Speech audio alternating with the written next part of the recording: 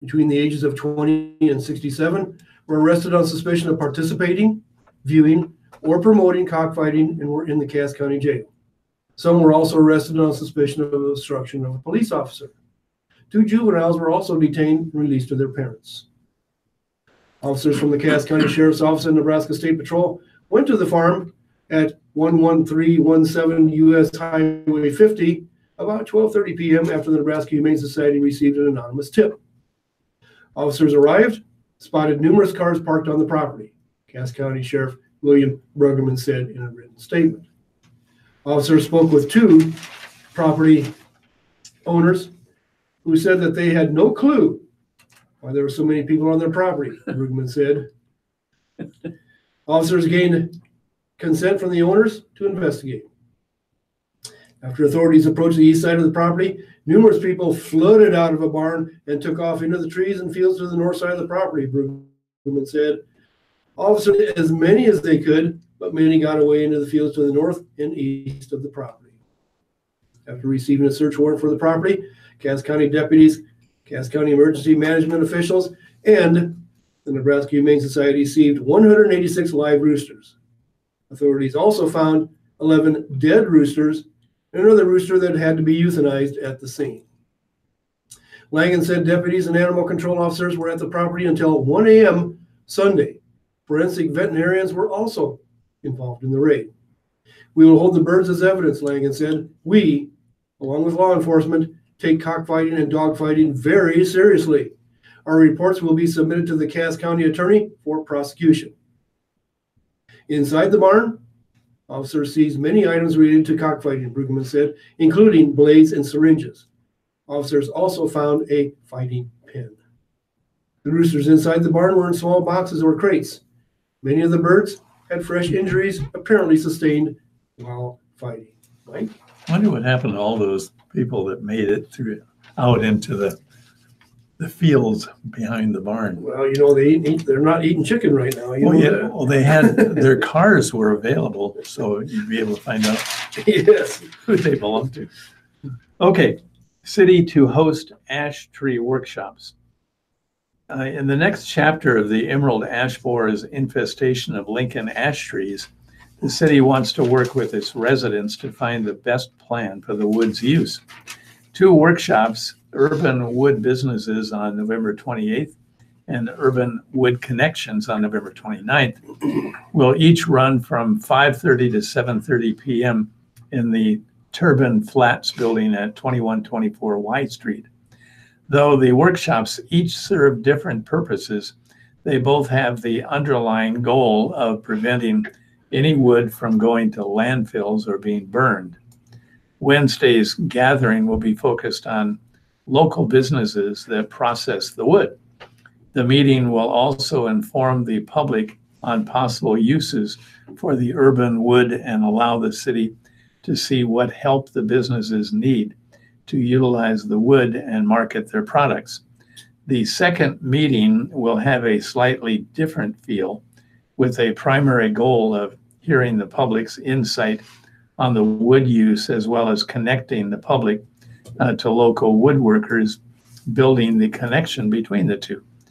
Though the early estimates project 1,000 trees being removed every year, the city has had time to prepare for the undertaking. One of the advantages we've had is we had 10 years or so to plan for this point, said Lynn Johnson, Lincoln's Parks and Recreation Director. We've had a chance to learn from what a lot of other communities have done. In Michigan, a prior infestation led to the creation of an urban wood network, which helps capture the full worth of community trees. Don Peterson, a Michigan business owner who has done extensive work with the UWN, will be in Lincoln for both meetings to discuss his experience and help gauge interest in creating a similar network in eastern Nebraska. Johnson said there is space for 50 people to attend each meeting, but spots must be reserved in advance by visiting eventbrite.com and searching urban wood in the event box. From the Omaha World Herald, Topic locally, blizzard cripples holiday travel. Subtitle, Omaha mostly spared. Whiteouts to south made driving dangerous. A crippling snowstorm fouled the final day of travel over the Thanksgiving weekend, prompting some to cut their holiday visits short and giving others a scare. Travel ground to a halt. Many people were delayed or stranded. Interstates 29, 80, and 70 closed Sunday because of crashes. Thousands of flights were affected as the storm hit major hubs in Chicago and Kansas City. The Omaha metro area on the northern edge of the storm was spared the worst. However, enough snow fell that patchy ice was a problem. The Dixons of Omaha were among the final travelers to make it home through northwest Missouri before Interstate 29 closed Sunday afternoon. It reopened in the evening. It just became horrendous north of Platte City, Missouri, but even worse further north, Rob Dixon said. The exit ramps were way worse than the main highway. North of St. Joseph, Missouri, they crept along at about 20 miles an hour in whiteout conditions, Dixon said. Twice they tried to pull off in hopes of finding safe shelter. At the Oregon-Missouri exit, they feared getting stranded, so they returned to I-29, he said. At Rockport, a jackknife semi-trailer truck blocked the exit. 2 cars behind them slid off the interstate. We're extremely glad to be home, he said Sunday evening. Dixon said the family checked the weather in Omaha before leaving Springfield, Missouri on Sunday morning. Omaha looked fine. What they didn't realize, he said, was that a blizzard lay between the 2 cities. A number of people cut their holidays short and returned home Saturday to avoid Sunday's storm. Deanna Musser was among those. Absent the storm, she would have stayed in Omaha through Sunday, she said. We kept watching the weather and it kept getting worse and worse, she said. I thought I'd better get out of there while I could. Her Sunday at home in St. Joseph, Missouri found her in the heart of the blizzard.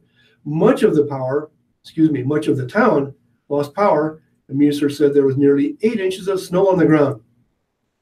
It's terrible, huge drifts, she said. I have an elderly golden retriever, and the snow is up to his armpits. Poor thing, he can't walk. Numerous warnings had been issued about the storm, but what made it especially deceptive for travelers was its power, speed, and highly changing nature. Winds gusted to 55 miles an hour with the storm, causing blowing and drifting, according to the National Weather Service. A distance of 25 miles was the difference between normal winter driving and near whiteout conditions. Eastern Missouri provided an indication of how tightly wound the storm was. A tornado warning was issued about 30 miles from the southern edge of the blizzard warning. In Nebraska, a ½ inch fell in Omaha and 3.6 inches in Lincoln, according to the Weather Service. Further south, much higher amounts fell, including 8.5 inches at Fairbury and 9 inches at Tecumseh. In Iowa, 10.5 inches was recorded at Clarinda. The combination of strong winds and snow contributed to crashes that closed Interstate 80 between Omaha and Lincoln. The 17-mile, 2.5-hour closure near Waverly occurred after one semi-trailer truck struck another that had jackknifed, said Cody Thomas of the Nebraska State Patrol. The driver of one of the semis was taken to a Lincoln hospital. The State Patrol responded to about 100 weather-related incidents from midnight through about 6 p.m., Thomas said. That included 20 crashes, more than 70 motorists assist. In western Nebraska near Scotts Bluff, 4 people were hurt. The Chevrolet Equinox they were in went off Highway 71 and rolled. The driver was flown to an area hospital by helicopter, and 3 children were taken by ambulance. Across the region, emergency workers took travelers to hotels after their vehicles slid off roadways or crashed. We've worked quite a few accidents today, said Mike Machai Miller, a dispatcher for Richardson County, Nebraska. Most of the crashes were on U.S. Highway 75, and several required getting people to hotels. It's been pretty slick. Whiteout. Many air travelers found themselves stuck or delayed.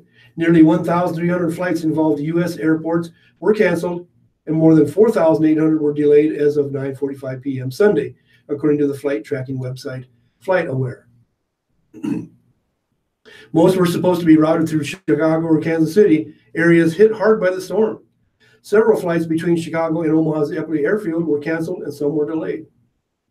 Whiteout conditions and snow-covered roadways prevailed from Kansas and southern Nebraska across portions of Iowa and Missouri toward the Great Lakes.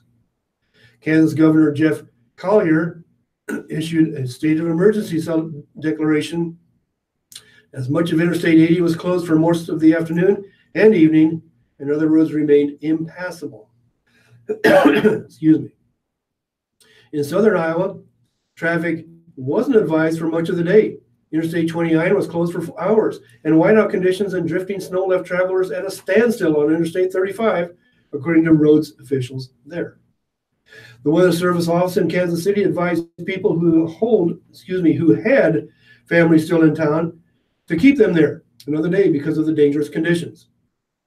Invite them to stay one more night. Driving through blizzard conditions is no way to end the holiday weekend, the Weather Service tweeted Sunday morning. Conditions were so bad, Nebraska Furniture Mart closed its Kansas City location Sunday afternoon, no matter that it was Black Friday weekend. Several churches in the Omaha area canceled services or advised members to use their own judgment before venturing out. If your roads are safely passable in the morning, I look forward to seeing you in worship, Pastor Carm Alderman said in an email to members of Memorial Lutheran Church near 61st Street and Western Avenue. If they aren't, I look forward to seeing you next Sunday. The precipitation was expected to refreeze overnight as temperatures dropped into the mid-teens. Any surface, whether it's a sidewalk or driveway, will be slick, said Betty Kern, a meteorologist with the Weather Service. Omaha Council approves another entertainment district. The Omaha City Council has approved a permit for another entertainment district where people can gather outdoors with their drinks and dine at restaurants. The request approved Thursday came from Noddle Companies for its Exarban Village area, which has been developed where the Exarban racetrack and other facilities once stood. The 50-foot wide, block-long district will be known as the Inner Rail and is expected to open in mid-2019 and grow as the area further develops. The council's 6-0 vote came despite opposition from Project Extra Mile, a group dedicated to preventing alcohol-related problems. Extra Mile's executive director, Chris Wagner, reminded the council that students at the nearby University of Nebraska at Omaha campus might be tempted to take advantage of the space. Just the close proximity to this campus is a major concern for us, Wagner said. This is not designed for the college crowd, said Jay Noddle, president and CEO of Noddle Companies, explaining that Inner Rail is intended as an area to enjoy drinks outside, along with fine dining options. He also said the higher price points expected there likely would serve an older crowd. Maybe it's a more sophisticated crowd. Maybe it's a crowd with different interests, Noddle said. Jen Bauer, president of the Exarban Elmwood Park Neighborhood Association, said her group favors creation of Inner Rail. We feel that the Inner Rail is going to be a more grown-up rendition of an entertainment district in Omaha, she said.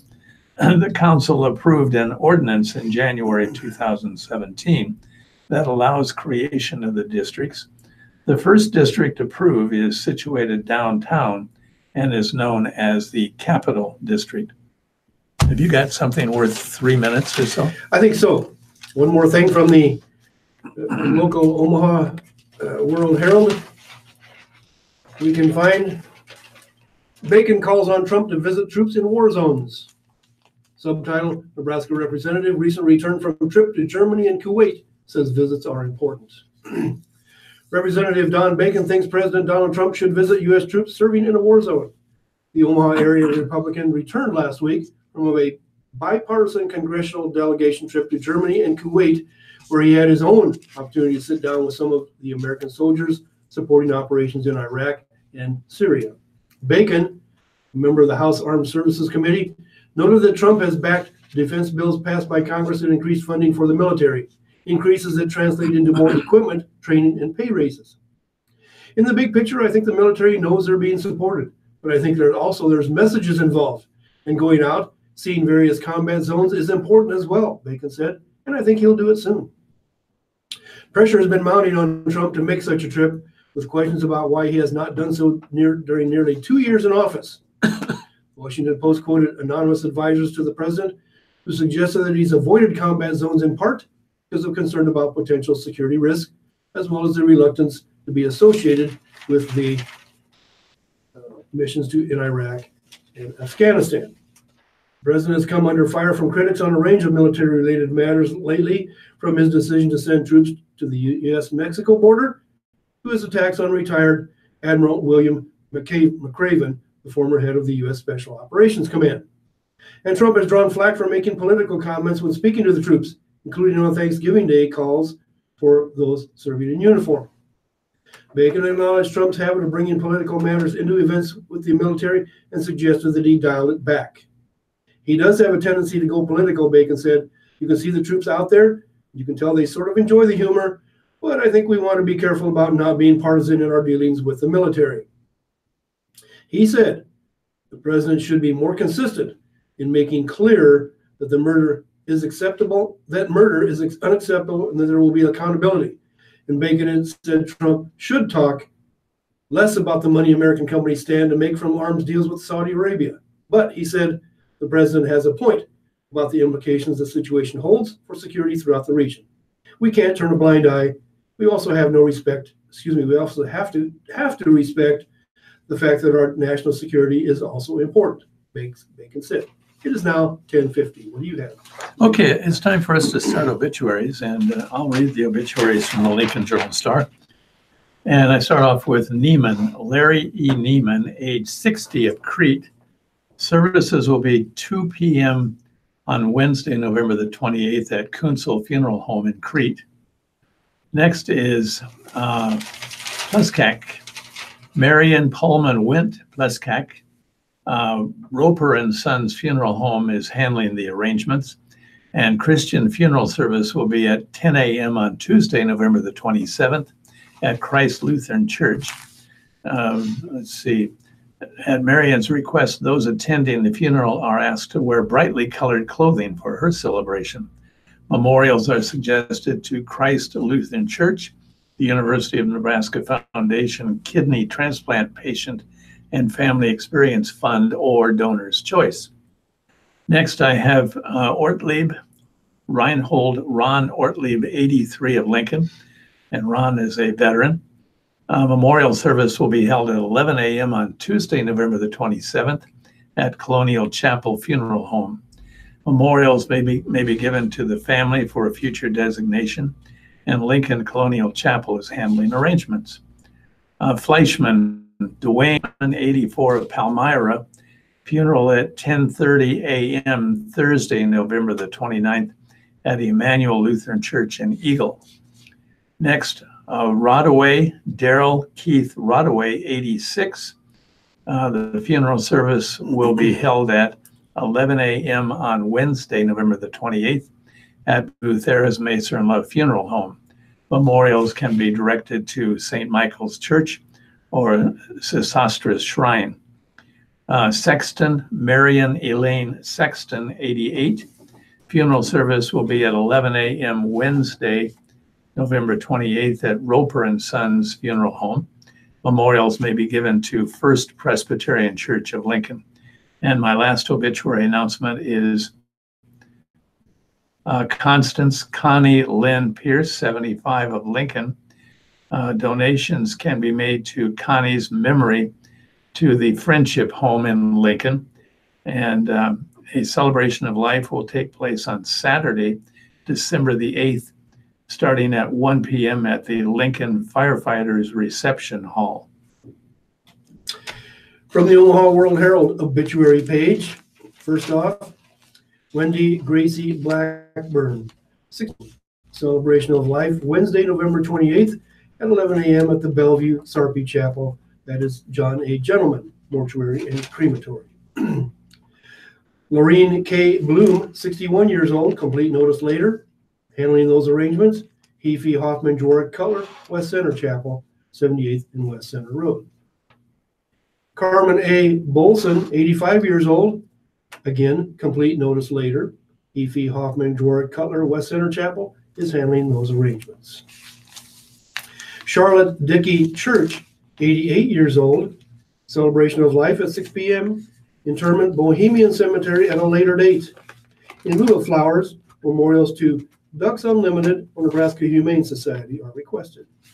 E.F. Hoffman, Dwarrick Cutler, West Center Chapel is handling arrangements. Michael J. Durkin, Tech Sergeant, U.S. Air Force, retired, 77 years old. Funeral service at 11 a.m. at John A. Gentleman, Bellevue, Sarpy County Chapel. Memorials to Wounded Warrior Project, interment at the Omaha National Cemetery. John A. Gentleman Mortuary in Bellevue is handling those arrangements. Ann L. Fulkerson, complete notice later. E.F. Hoffman, Dwarrick Cutler, West Center Chapel is handling those arrangements. Elizabeth C. Goodroad, 56 years old, complete notice later. E.F. Hoffman, Dwarrick Cutler, West Center Chapel, handling those arrangements. Irene C. Pat Grady, 89 years old. Massive Christian burial, Monday, November 26th at 10 a.m., St. Gerald Catholic Church, 96th and Q Street. E.F. Hoffman, Dwarrick Cutler, West Center Chapel, handling those arrangements. Peggy Ann Grosso, former Peggy Ann Mills, 68 years old. Massive Christian burial, Monday at 10:30 a.m. at St. Pius X Catholic Church. Memorials may be made to Nebraskans United for Life or to St. Pius X Catholic Church. John A. Gentleman Mortuary and Crematory on North 72nd Street, handling those arrangements. Ken Johnson, 67 years old. Celebration of life, 1 p.m. Wednesday, November 28th. In lieu of flowers, memorials donated to CHI Hospice at home, 810 North 96th Street, Suite 201, Omaha, Nebraska, 68114. West Lawn Hillcrest Funeral Home, 57th and Center, is handling arrangements. Richard A. Lobbs, 76 years old. Gathering of family and friends Tuesday, November 27th, 3 to 5 p.m., with prayer service at 4:30 p.m., all at Raymond Mortuary, 72nd Street Chapel, who's handling arrangements. Calvin Cameron Lease, 100 years old. Private family services will be held. Memorials will be directed by the family. E.F. Hoffman, Dwarrick Cutler, West Center Chapel is handling arrangements. Richard C. Mulata, also known as Mad Dog, 77 years old. Funeral service Wednesday at 10:30 a.m. at St. Pius X Catholic Church. Wake service at 7 p.m. In lieu of flowers, memorials may be made to the Nebraska Humane Society. John A. Gentleman Mortuary and Crematory, 72nd Street Chapel is handling arrangements. Constance Connie Monaco, no age available. Memorial service will be held upon completion. Please send all donations to ASPCE, that is American Society for the Prevention of Cruelty to Animals. Elmo H. Moe Ostrich, 85 years old, complete notice later. E.F. Hoffman, Dwarrick Cutler, West Center Chapel, handling arrangements. Julie J. Packett, 43 years old, complete notice later. E.F. Hoffman, Dwarrick Cutler, West Center Chapel, handling arrangements. Vera I. Razik, 91 years old. Massive Christian burial Tuesday, November 27th, 10:30 a.m. at St. Peter and Paul Catholic Church. Bethany Funeral Home, 82nd and Harrison, handling those arrangements. Barbara J. Schmitz, 86 years old. Funeral service Tuesday at 11 a.m. at Gethsemane Lutheran Church, 4040 North 108th Street. In lieu of flowers, memorials to Gethsemane Lutheran Church. Raider Mortuary, 108th Street Chapel is handling those arrangements. Orville L. Stack, a veteran, 96 years old. Celebration of Orville's life will be Wednesday, November 28th at 11 a.m. at Faith Westwood United Methodist Church. Interment will be at Omaha National Cemetery. Bremen Mortuary, Southwest Chapel is handling those arrangements. Sandra A. Sullivan, also known as Sandy, 80 years old.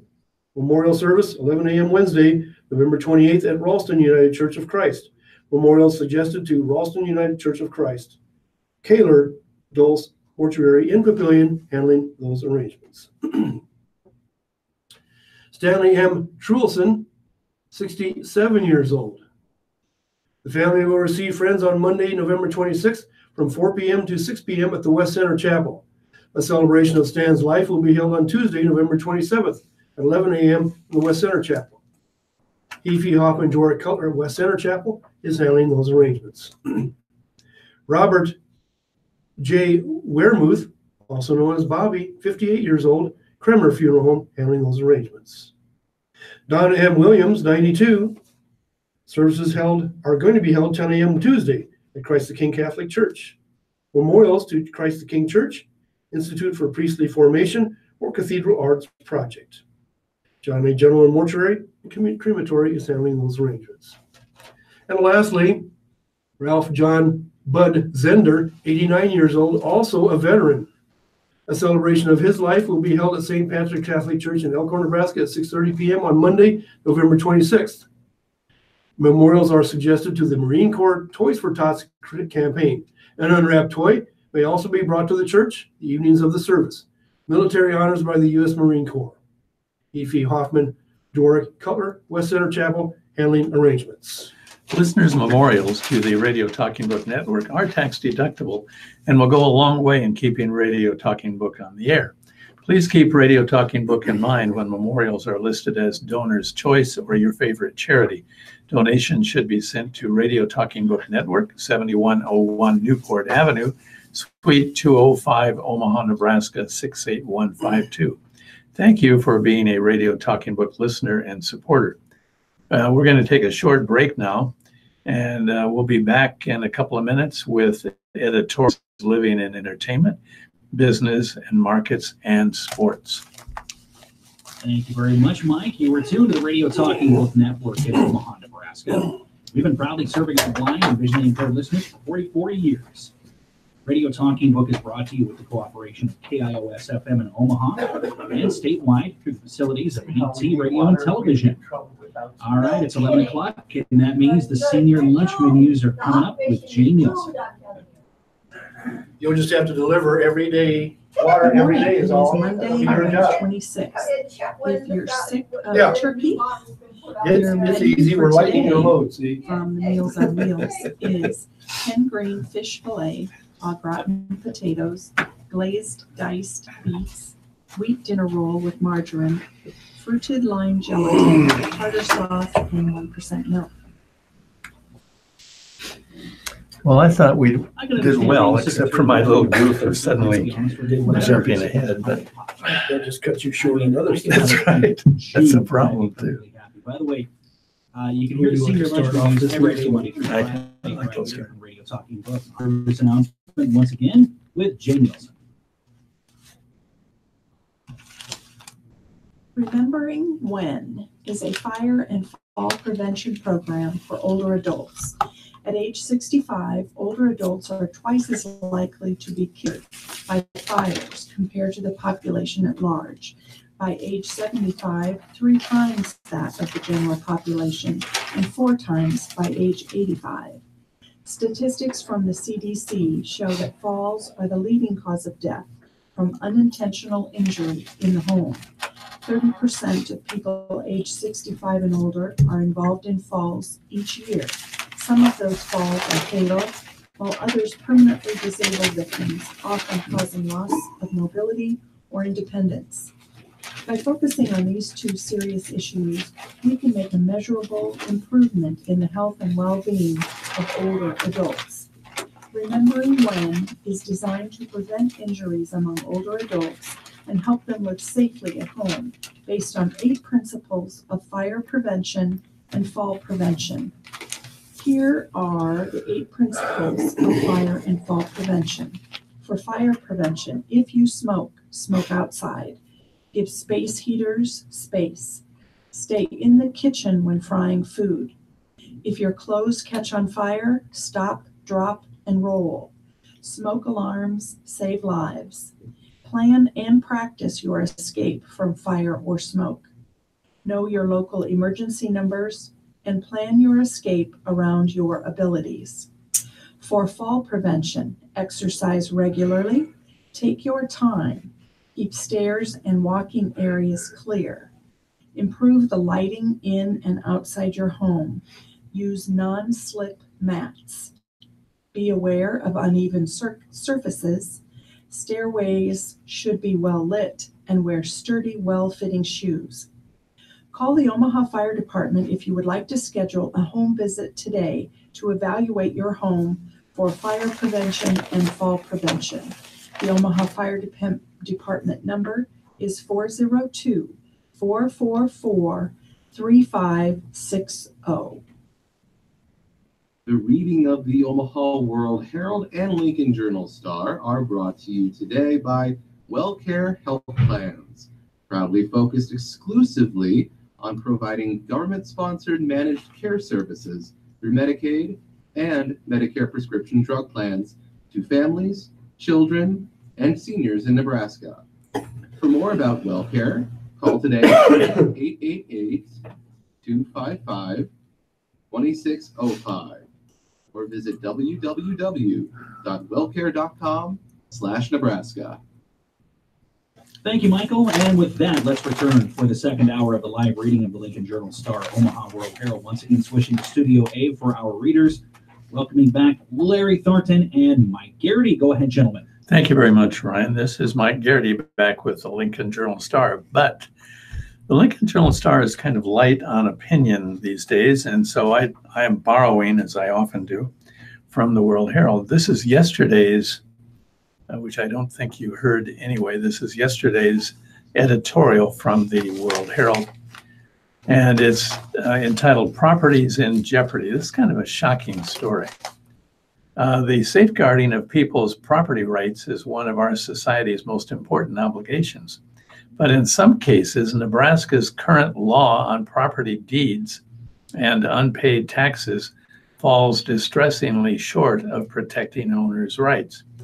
Because of the state's ineffective notification requirements when an owner falls behind on property taxes, particularly an elderly or disabled person, a Lincoln investment company was able to obtain properties at pennies on the dollar. In one instance, the investment company paid $50,000 in back taxes and interest and acquired a, get this, 480 acre property near North Platte valued at $1.1 million, achieving what Judge William Cassell of the Nebraska Supreme Court called a windfall that borders on the obscene. In another instance, the company paid $500 in back taxes and interest to obtain a home and acreage near Ravenna worth $60,000. The owner of the home, a 73-year-old disabled veteran, says he never saw official notices of the impending deed transfer until it was too late. We've been here for 31 years, he told the World Herald's Joe Duggan, and they're going to screw me out of the property for $500 when I had the money at hand. The investment company acted within the bounds of Nebraska law, but it's hard to see how anyone could claim that the notification process, which is set by state statute, provided fairness under the law in these cases. Property tax delinquency is a common problem for Nebraska counties, no question, and it's understandable that the state has chosen to use treasurer's tax deeds, which private investors can purchase when property taxes go unpaid for a prolonged period, as a more efficient alternative to foreclosure. In Douglas County, more than 3,000 treasurer's deeds are sold each year. But as the two problematic cases above show, the notification process can lead to enormous shock and frustration for owners or relatives of owners when they lose their property, not through inability to pay, but because of a failure in communication.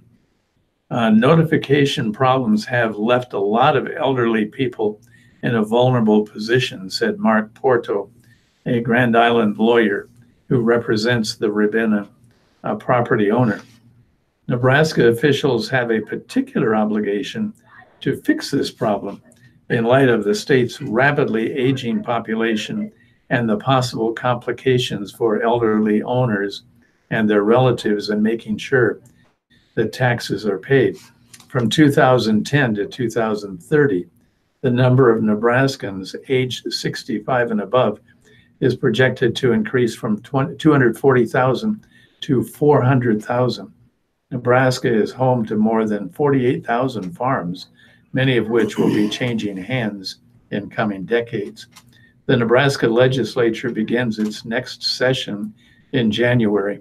High on the to-do list should be practical proposals to fix how Nebraska addresses tax delinquency situations. Lawmakers should hold a hearing to examine the full breadth of these processes. They should identify sensible options that provide county governments with an efficient process, but give property owners the protection that they unquestionably deserve.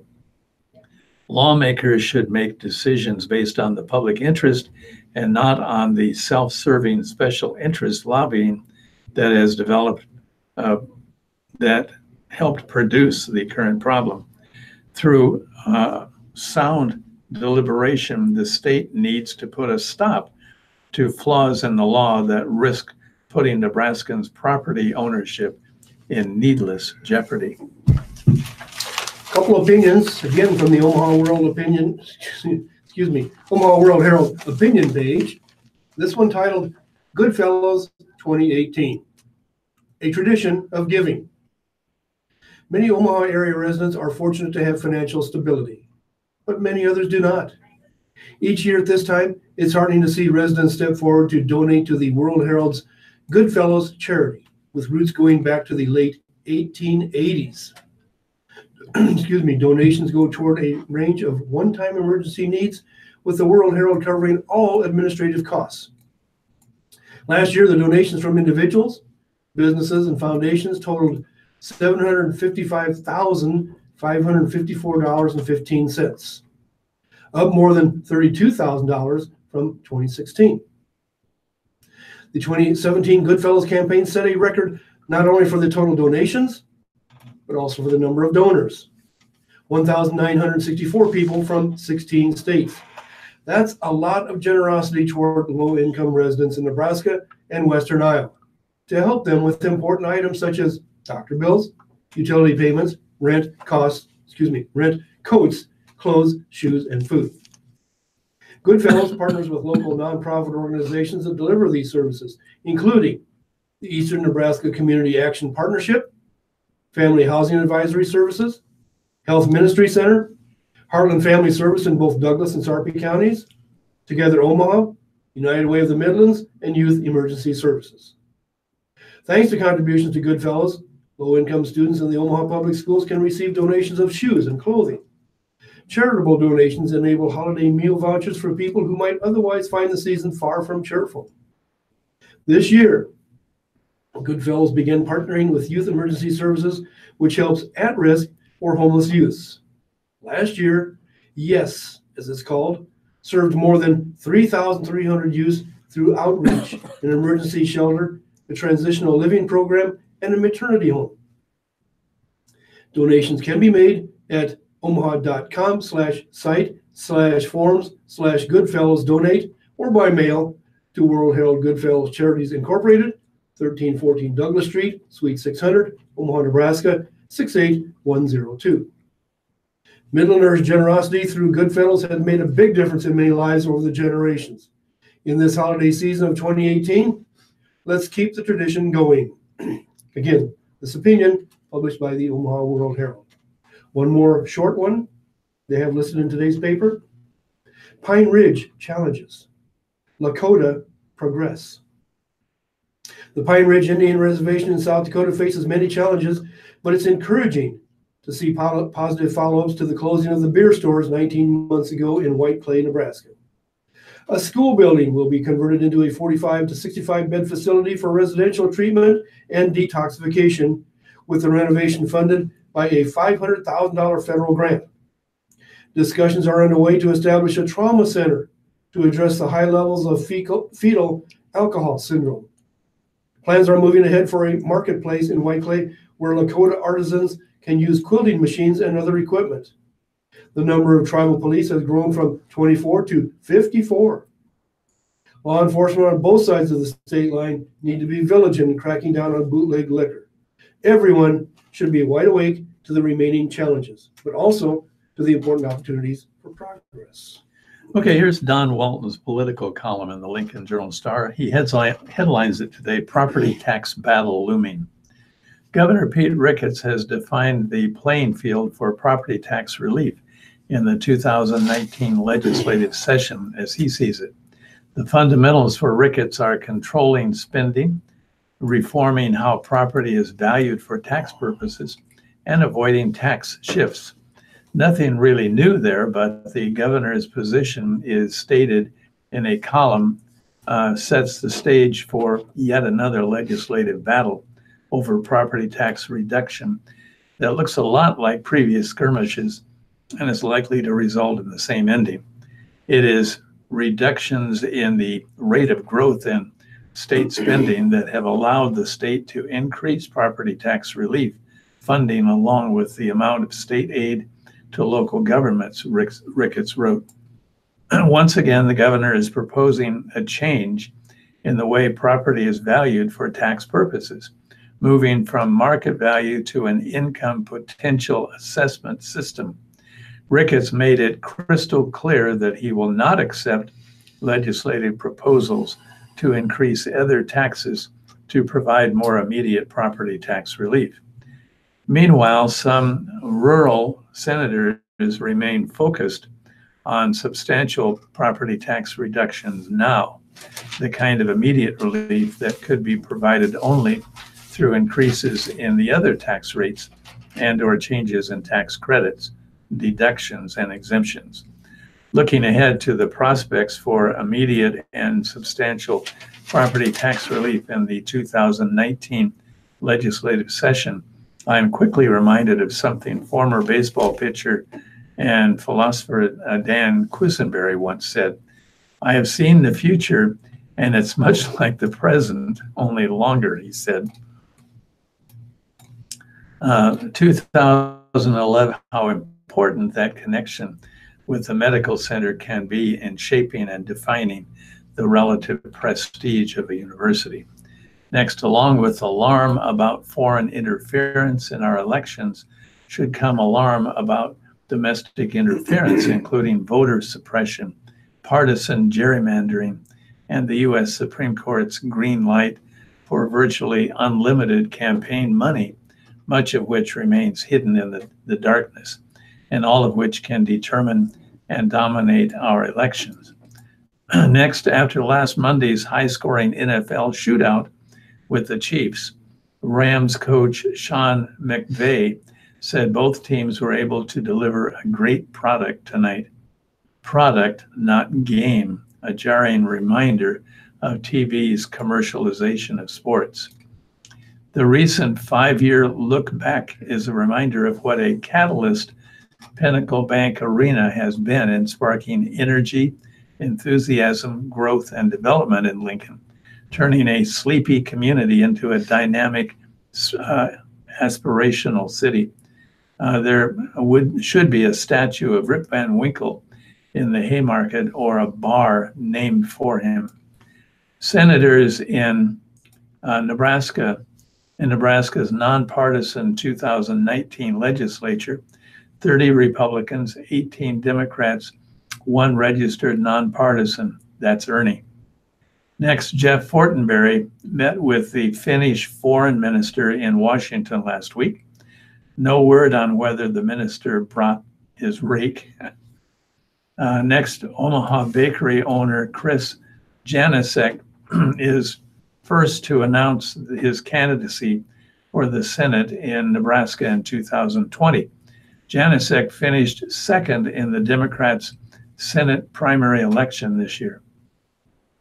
Next, the latest U.S. climate change assessment represents a dramatic call for action, but we all know it won't happen unless grandparents decide to step up now to protect their grandchildren and the children that follow, demanding clean energy action, even at the cost of marginally higher utility bills. Next, this was a different Husker football season. This team improved from week to week and never, ever gave up. Quisenberry might say we have seen the future, and it's much, much different than the recent past. I've got just a couple letters to the editor here in the column entitled The Public Pulse to bring us up to 11:20. The city wastes money on luxuries. Why can't the city of Omaha spend our money on something that everyone can benefit from? Use the money planned to renovate the Gene Leahy Mall and that ORBT rapid transit system to pay for the sewer separation. Stop wasting our money on luxuries. Government is to provide necessities, not luxuries. Also pay off the underfunded pensions. Put some money in the bank. And part of the deal. Excuse me, that letter written by Harold Doman from Omaha. This entitled Part of the Deal. Regarding troops at the border and sacrifice, I think the statement, shame on Pete Ricketts, should read, shame on Janice Mose. She, of all people, should know about sacrifice to defend this country. Make no mistake about it, we are being invaded by illegal immigrants entering this country. I hope our son gets out of the service as soon as possible if he is worried about missing holidays with his family. When you enter the service, that is part of the deal. Yes, I served in the U.S. Army. That letter written by Don Tucker from Omaha. It is now 11:20. Time for some news from today's living and entertainment. Mike? Okay, I've got Amy Dickinson's column, since I've already used up the other column that I usually read. This one is the Dear Abby column. First letter is a weird one. Drug dealing nephew causes car concern. Dear Amy, my 16-year-old nephew has been struggling. He's failing in school and has been arrested twice in the last couple of months. The first time he was with a bunch of his buddies and he was found with marijuana on him. 4 weeks later, and he was arrested again, this time for dealing. Evidently, he's known not only by the local police, but also the state police who've been investigating him. I love my nephew dearly. I have tried to be a good influence on him. I text him frequently and take him out to dinner. But now he's broken his phone, so I can't text him. I'd like to continue to see him and take him out to dinner, but I'm very nervous about taking him anywhere in my car now because of these two arrests. How do I spend alone time with him now? Should I take him out to dinner, but tell him I have to look in his backpack and frisk him before we leave his house? I feel terrible.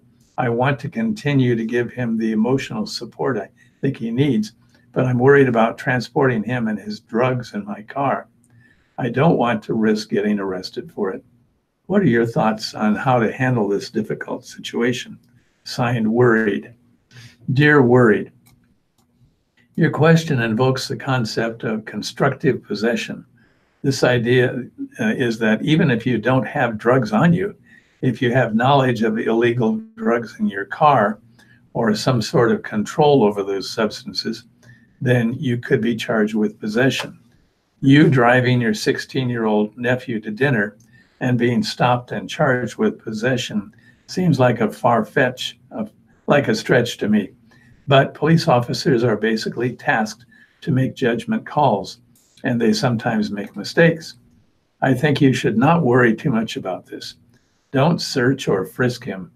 Do tell him frankly, you realize that if I get pulled over for any reason, we could both get into a lot of trouble if you have anything on you, right? If you have anything illegal with you, I need you to go back into the house and leave it behind, and leave it at that. Don't let him manipulate you. Don't give him money, and don't make unauthorized or unexpected stops. But yes, do spend time with him. It would be good for him to be around an adult who is going to hang in there with him and love him through a very tough time. Next, dear Amy, how do I get my dorm roommate to stop playing loud videos and white noise sounds really late at night. Our living situation is going fine, except for the fact that she tends to wake me up by coming in really late at night, 1 or 2 a.m., and then playing YouTube videos or white noise really loudly. I've tried to use earplugs, but it's still really loud. I've asked her on a couple of occasions to use headphones or turn it down, but I haven't addressed the whole problem outright. She's going to get mad at me. I don't know if my complaint is legitimate or if I'm just being a bitchy roommate. I don't really have time for roommate drama. I'd like to think that I wouldn't be asking too much, but I'm still scared to do it. I don't want to cause a confrontation about it, but I'm not getting good sleep and it's affecting my classes. Signed, Upset Roomie. Dear Upset, as long as you consider yourself to be dramatic, bitchy, or somehow responsible for your roommate's inconsiderate behavior, she will continue to disrupt your sleep. Your behavior suggests that you both value her comfort over your own. It's time for you to grow a backbone. The next time this happens, in the moment, say, please use earbuds. I'd really appreciate it. Your resident advisor can help with this. Dear Amy, you've been talking about relatives being chronically late. For many years, we never knew whether Uncle Leo would show up for the family Passover Seder. We just went on without him. At one point in the Seder, the door is opened to symbolically admit the prophet Elijah. One year, I was sent to the door to open it. I did, and there, about to ring the doorbell, stood Uncle Leo. It was a great family story ever after. Signed, Never Tardy. Dear Tardy, Elijah, miracle worker. I've got a couple of shorter living stories here, and we'll turn it back over to Mike after I'm done here. And if he doesn't have enough time, I've got a longer story to read then. One is going back to the Goodfellows campaign again, put on by the World Herald. This one titled, Cruise Canceled, Couple on 50-Year Journey to Give to Goodfellows Instead. Mary Ann and Jerry Strassheim will celebrate 50 years of marriage next month. They have spent much of that time traveling. The only place we haven't been really is China, Mary Ann said. Last year, they planned a holiday cruise through the Panama Canal, but had to cancel when a fall put Jerry in rehab. So Mary Ann chose to celebrate their marriage with a donation to Goodfellows, $490 for their 49th anniversary. Goodfellows, the World Herald's charity, dates back to the late 1800s. All donated funds go directly to those in need. Even before the Strassheims married, they traveled a lot, primarily over the road.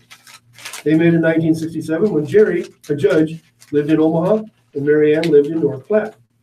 He visited North Platte each month for bankruptcy hearings, and she would travel to Lincoln to see Jerry and attend Husker football games. They have taken cruises and an overseas trip almost every year. Since Jerry entered rehab, they have been reliving the memories that they have made across the globe. Mary Ann kept copies of letters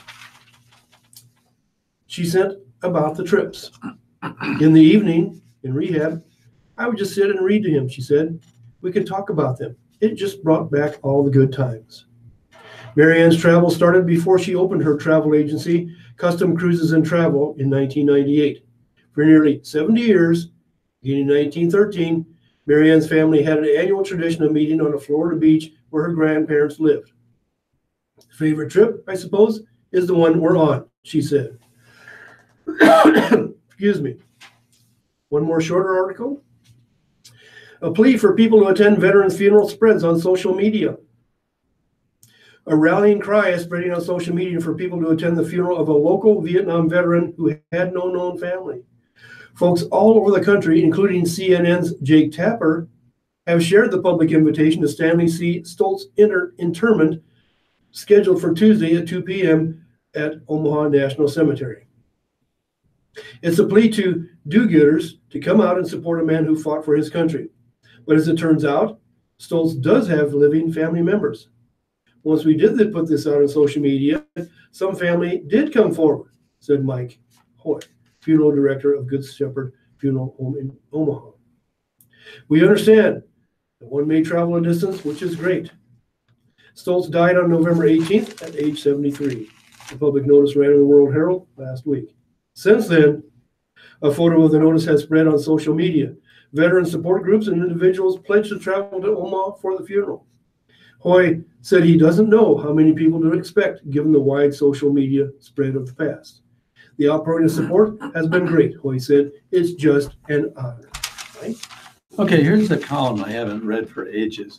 It's Marie McIntyre's office coach column.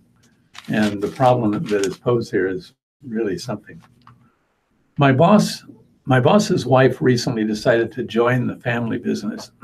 Margaret now works in our office 4 days a week, doing some of the accounting. She is rude to everyone and has made absolutely no effort to get to know us. Margaret is constantly looking for reasons to criticize our work. If we're not in the office to hear her complaints, she will leave nasty notes on our desks. When we try to explain our systems and procedures, Margaret refuses to listen. Then she comes up with new ways of doing things that are a complete waste of time.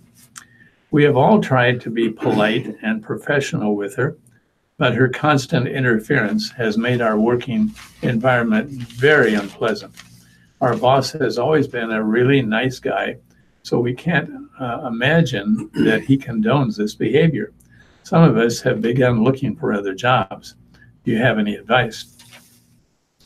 And Marie McIntyre says, if Margaret's ongoing aggravation begins driving away employees, your really nice boss may eventually find himself with an empty office. And therefore, you would be doing him a favor to make him aware of this problem. Criticizing Margaret is not without risk, however, since his natural inclination may be to defend his wife. Since all of you seem to share these concerns, the safest course is your boss as a group. If everyone expresses the same opinion, you will find it harder to deny the problem. But if you want him to listen, you must describe the business issue without any personal attacks. For example, we really appreciate the effort Margaret is making to take on some of our accounting tasks. However, she has begun changing office procedures without understanding how the process works. She also seems very unhappy with us, and we find it difficult to communicate with her. How should we handle this? Hopefully, your boss will pay attention and begin to rectify the situation. But if Margaret continues her witchy ways, you may want to start ramping up your job search. Next question. After being in my current job for 8 years, I am more than ready. However, during interviews, I'm not sure how to answer the question, why do you want to leave your present position? Saying because I hate my job obviously won't work. So what do you suggest? Applicants must always remember that being honest does not mean disclosing all their thoughts and feelings. Almost every question can have many truthful answers, because complaints about your current job could make you sound like a hiring risk. Explain this desire for change by looking forward, not backward. This means that instead of discussing problems with the old position, you should describe the attractions of the new one. Before every interview, thoroughly research the company and list everything that you find appealing. Then, when asked about your motivation, outline all of the reasons why you would like to work here. If an interviewer continues to probe for negativity, simply state that over 8 years, you are interested in new opportunities and challenges. These days, no one is expected to join a company for life.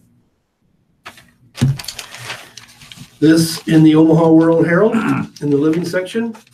Kids get hairstyles. Confidence boosted.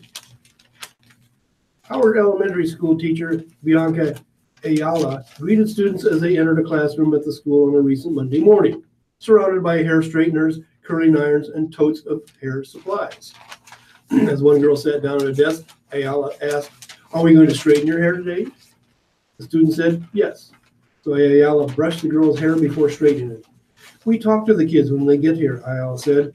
"We tell them the things we can do with the hair, such as straightening it, curling it, or putting it in a bun." The student was one of about a dozen who got their hair styled at a before-school program called Books and Braids, the Grand Island Independent reported. Ayala said the program was started as a way for students to feel better about themselves. "We chose Mondays because we feel that when students are at home, that is when things happen, and they come to school Monday with the Monday blues. So we thought this would make them feel better," she said. Ayala said the idea for Books and Braids came about after she scrolled through Twitter and saw a story about a similar program at an elementary school in Kearney. She approached Howard teacher Leanne Miller and principal Julie Schnitzler about the idea, and both approved of it. From there, Ayala said, she and Miller sought hair supply donations from the community. The supplies came in, the pair started sending out flyers. Ayala said the program started on October 8th with 14 students and is now up to 30 to 45 kids depending on the week. Books and Braids meets at 7:50 a.m. every Monday. Two students who got their hair styled Monday morning were fourth grader Miriam Dominguez and Melinda Perez. Miranda said she had her hair put into two braids, while Miriam had hers put into curls and a braid. Melinda said she had attended Books and Braids before, but this was the first time she has had her hair put into two braids. She called it a new look for her and said she liked how her hair turned out.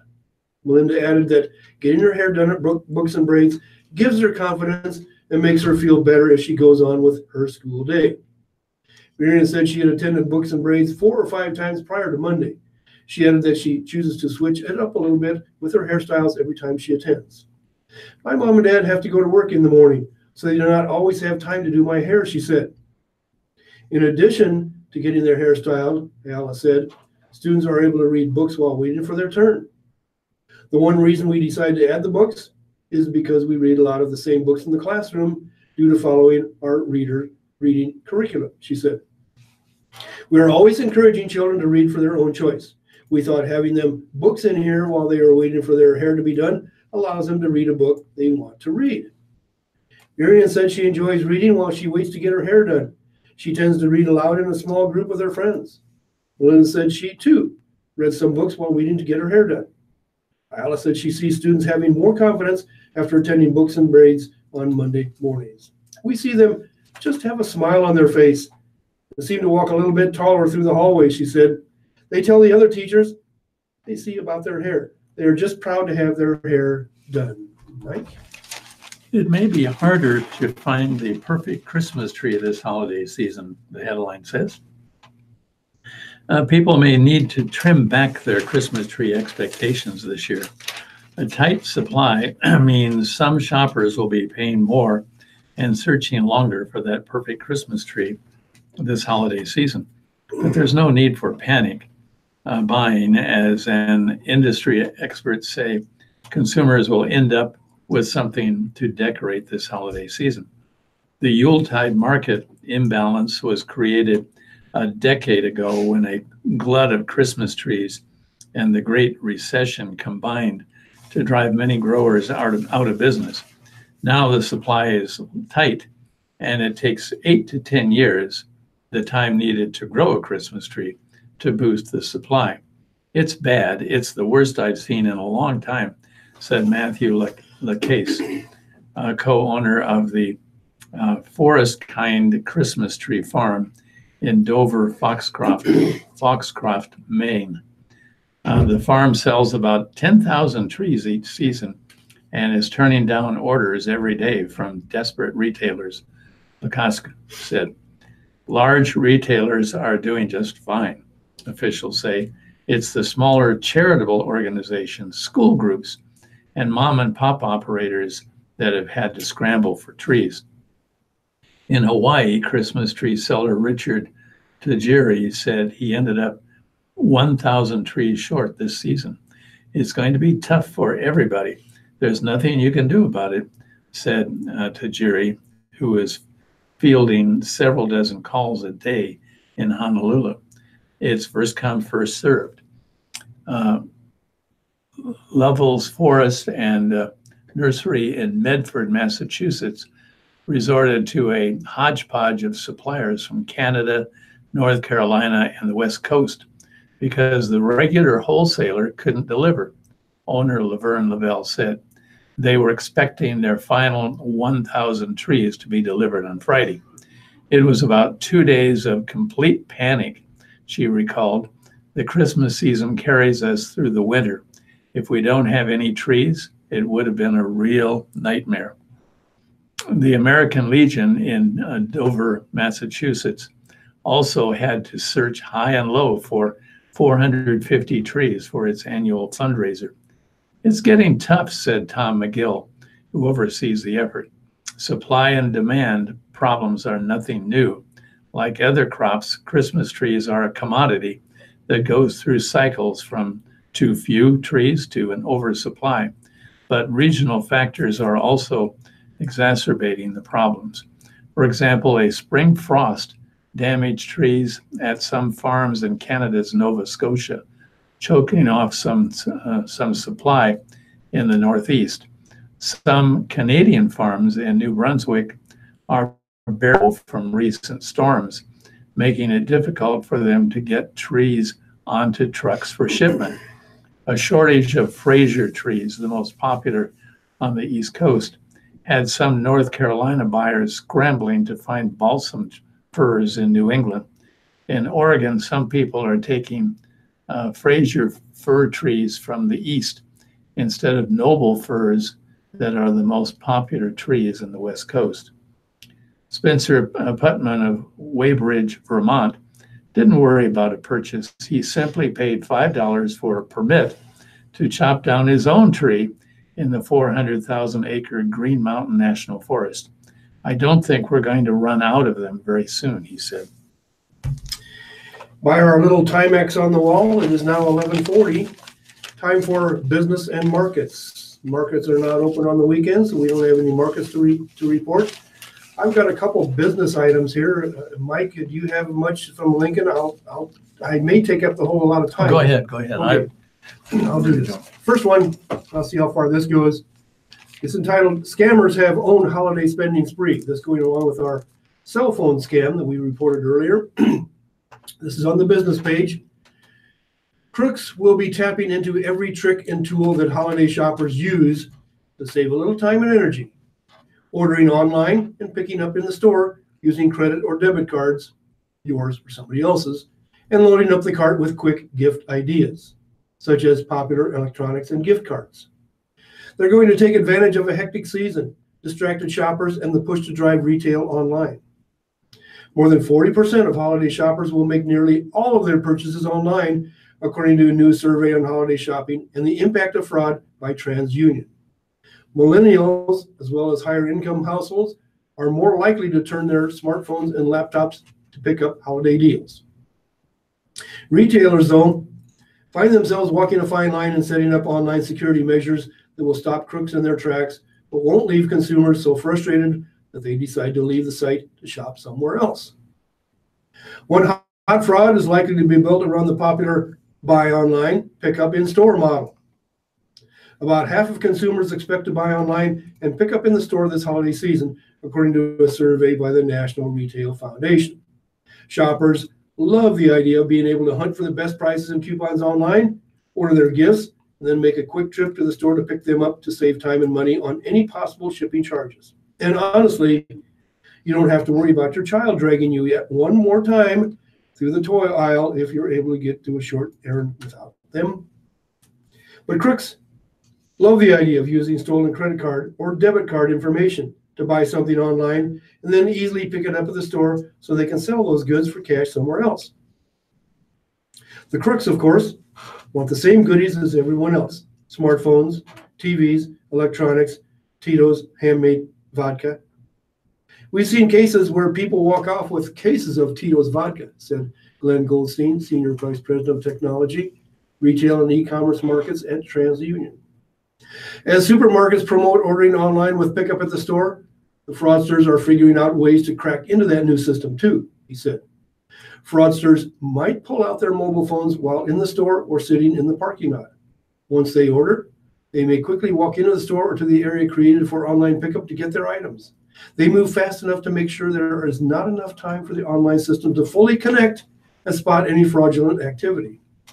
The store, perhaps unwilling to offend a customer, promptly fills that order before the online transaction has been validated.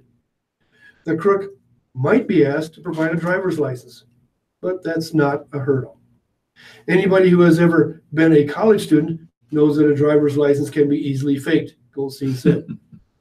One reason ID thieves are turning to the buy online platform is that it's far harder to create a fake credit card to use at the register using stolen information, thanks to the use of chip-enabled debit and credit cards, according to Erica Dietrich, Global Director for Payments Risk for ACI Worldwide, a global provider of real-time electronic payment and banking solutions. It's very hard for fraudsters to create chips that work, Dietrich said.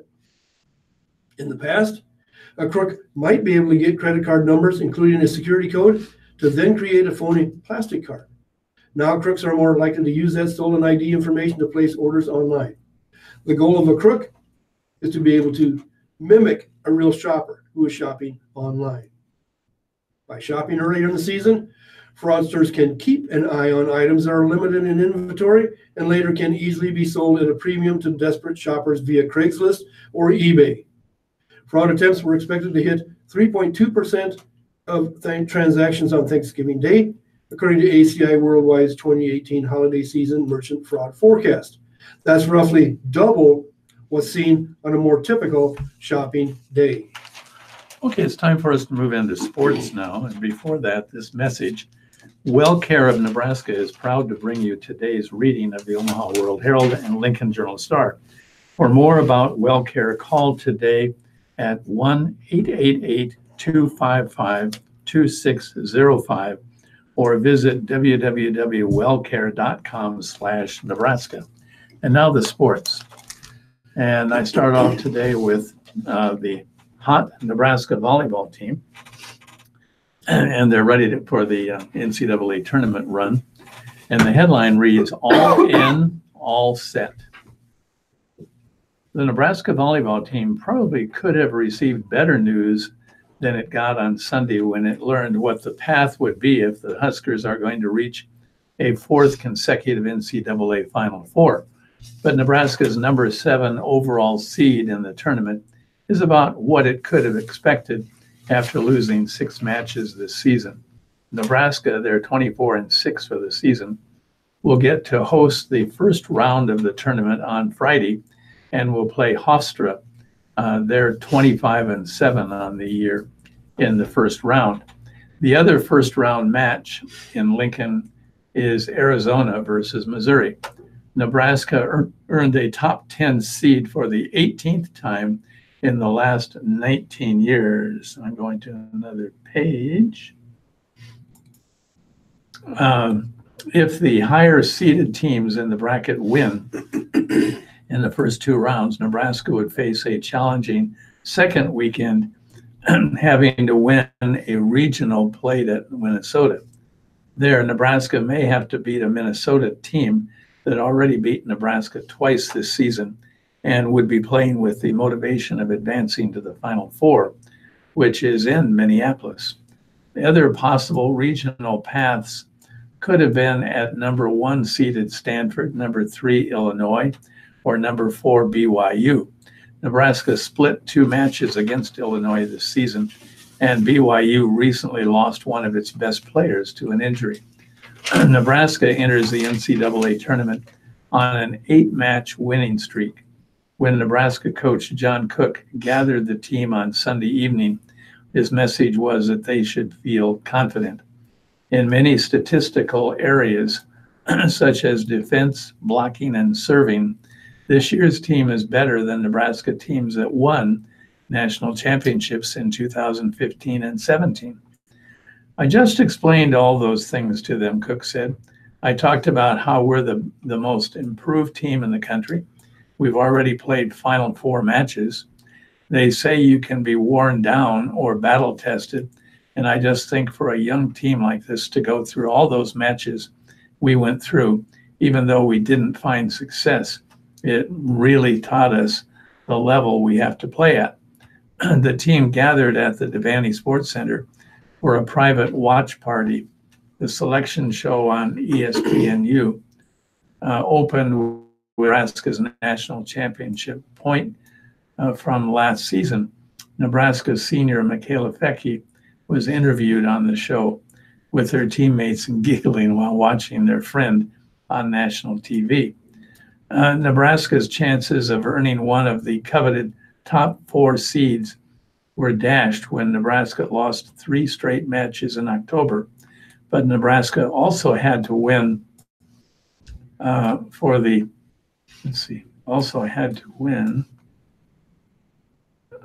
regional on the road to reach the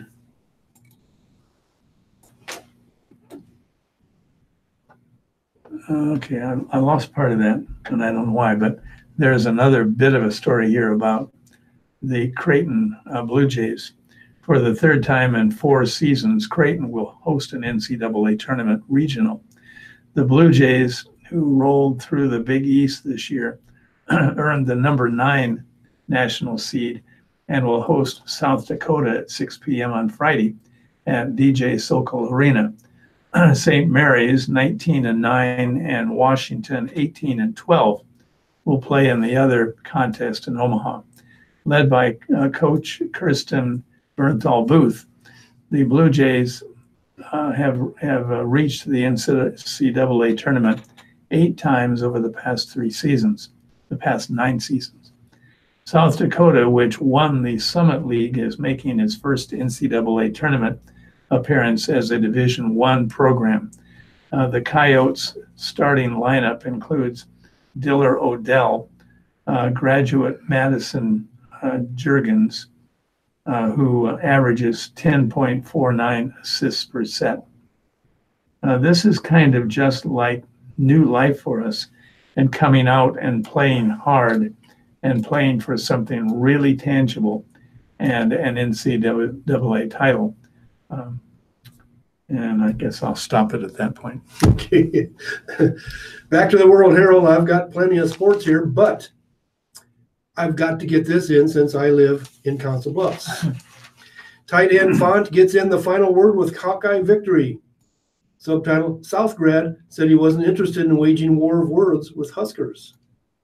While plenty of trash talking was directed at him from Nebraska defenders Friday, Noah Font had no interest in engaging in any verbal battles during Iowa's 31-28 victory. It was chippy from their side, Font said. I wasn't looking to do any talking or anything like that, but if that's their game plan, that's what they wanted to come out and do, that's what they tried to do. The junior tight end from Omaha South and the extracurriculars were a continuation of last year, something Nebraska coach Scott Frost and his staff have worked hard to eliminate this season. They were like that last year, Font said. The flags might not have been thrown, but they were in my ear all last year too. That's just the way they play. Nothing wrong with that. It just makes the game more fun. Font wanted to be clear that not all the Huskers were more concerned with talking than tackling. He mentioned Luke Gifford and Mick Stoltenberg as Huskers who were doing things the right way. Font said he and Gifford were battling much of the day, and he approached how Gifford approached the game. The guys that I actually knew pretty well were respectful on the field, Font said. I know a couple of different guys on their defense I played against before. A couple of guys on their offense I played against before. All of those guys are great dudes. They played a hard game. They played a good game. Much respect for them. In the second quarter, Nebraska safety Aaron Williams got into a scrap with Font, and both were flagged for unsportsmanlike conduct penalties. That drive ended with Iowa's second touchdown of the quarter and put the Hawkeyes ahead 21-10. I highly disagree with the flag that was thrown on me, Font said. I was holding him off because he was trying to throw punches at me. It's what it is. Those guys thought that was their best tactic to come in and do, so that's what they tried to do. Instead of paying attention to what some Huskers were saying, Font said he was focused on what he needed to do to make sure 14 of his senior teammates went out winners in their final game at Kinnick Stadium. I just treat it like any other game, Font said. I don't try to get too hyped up for it or anything like that. They're another team in the Big Ten, and we're trying to take a win from them. They came out in pregame and were on our side of the field. I'm not really interested in all that extra stuff, though. I'm more focused on the game. It's more of a distraction than anything else. While Font caught one pass for 12 yards against the Huskers, his blocking on other plays helped spring teammates loose for big gains. Running back Mekhi Sargent, a sophomore who played last season at Iowa Western, was a beneficiary of several Font blocks. One of the biggest was on a 32-yard run in the right by Sargent midway through the fourth quarter that took the ball to the Nebraska 20. I'm just trying to do my job and show that I can block, Font said. It's been questioned before, but I'm always working to improve there.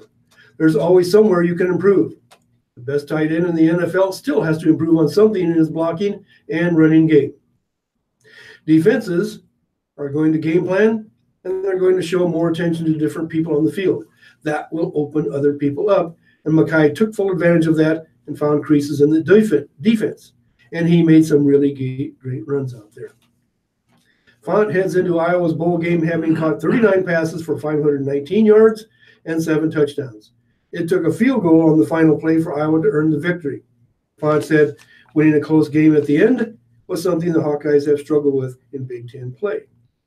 To get win number 8 in that fashion was more important than beating his home state team.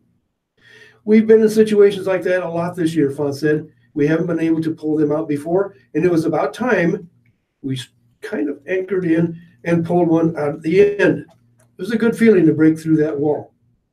I was pretty confident and comfortable that we were going to pull it out.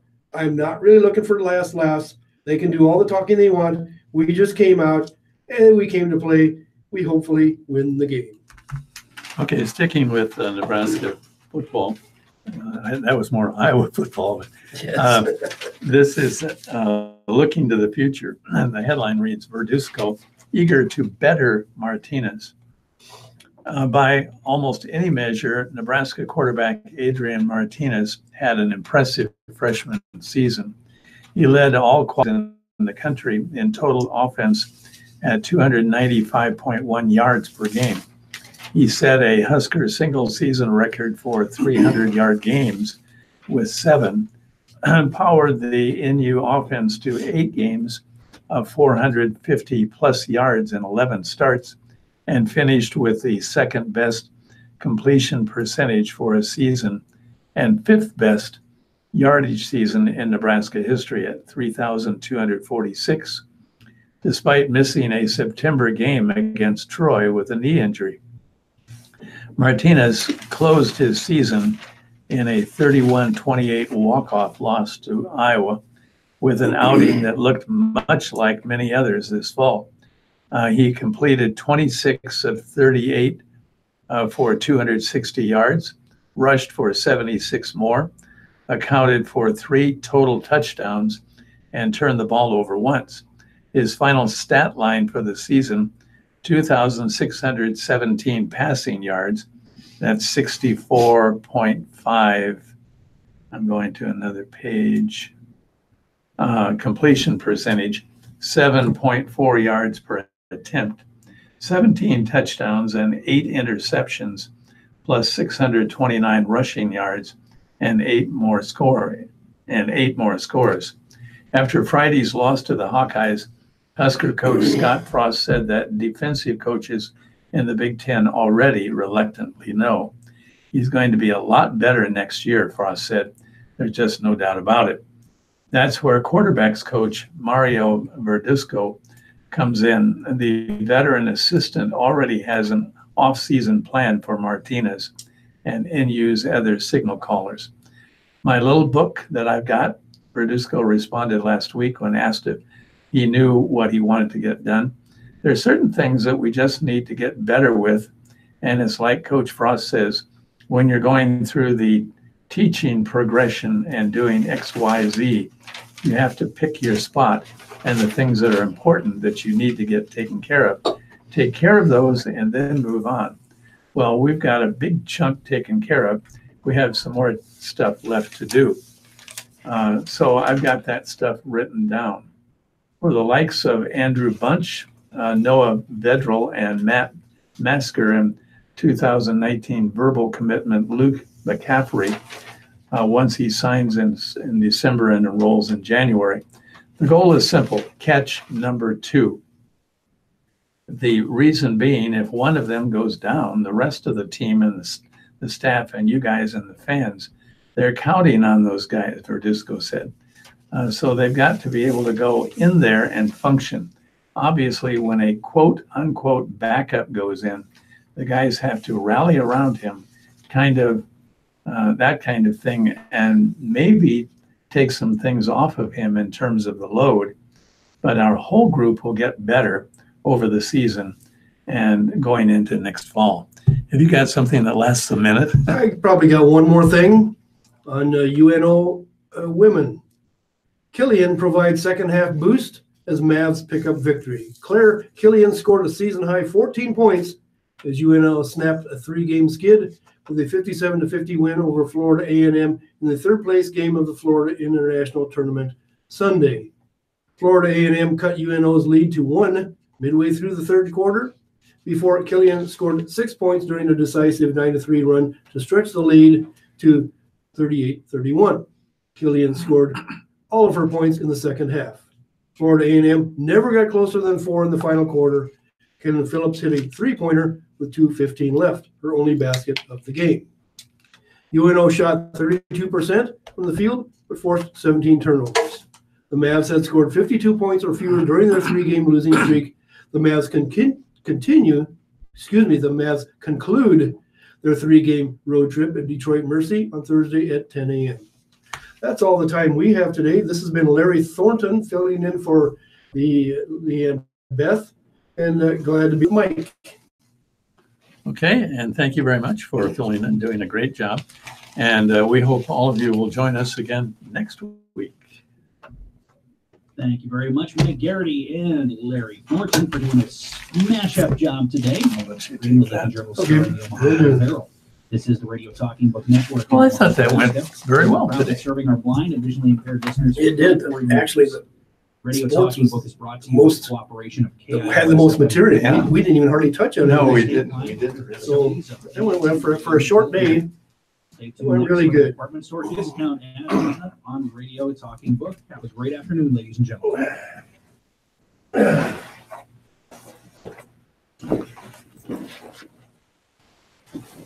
So did you have any trouble with the snow? Did Council Bluffs get a lot of this snow or not? No, we got just a dusting. I didn't even go out and do anything with it. Mostly ice. Yeah. But hardly anything at all. I didn't even do anything with it. Just the porch is filled up with all stuff is all, but hoping, I don't know what the weather report's going to be, but I'm hoping it just melts by itself. Well, I don't know. This week isn't going to be too good for melting, but yeah, I put down some of that ice stuff on my driveway, and that took care of it. But I still got a few spots that I probably need. My wife is having a party this afternoon. I'm kind of nervous about people getting into the house. Yeah, I don't blame you there. Well, good luck on the party, and are you going to be in attendance also? I'm going to get out of there as soon as I can. I will come in and change and get out. Good for you. Okay, well, good to read with you today. It was very good. He's away and See you, Betty. All right. Do our best.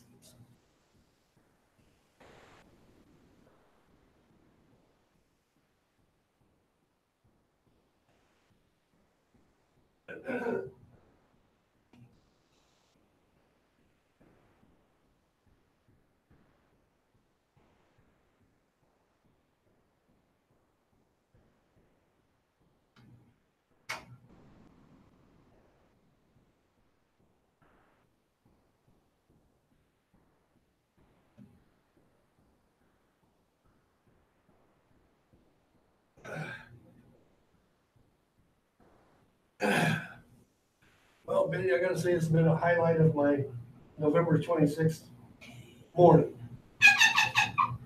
Wow, that's a big, It's a big one. that's a big one. Not all November 26th have been like this, but this has been a highlight. Yeah, but only the morning. You also qualify. The morning, that's right. 4 hours. So you take care, call me if you need. Oh, what I see you had a camera feed on there. What or who determines what goes on YouTube? This guy named Steve Mm-hmm. who sort of runs that. I see. And all I do is turn the thing on. Okay, And somebody, I guess, turns it off or turns it on remotely at night. I don't know. I see. Turn it on. Because I see only selected live feeds are broadcast on YouTube, and I just wondered what determines which ones are. That's the only thing. I guess it's sort of at his discretion. Okay, I don't know unless, I think, I don't. okay. I'll check it out. Okay, see you next week, maybe. All right, take it easy. Ryan, it's been a pleasure. All right, Larry. So, tell me if you need. Will do. Just check it out next week if I'm still around. Never know. You never know. Let's hope you are. I could overeat or overdrink and just kill. For years now, so, Stop it. Take care, man. yeah, see ya.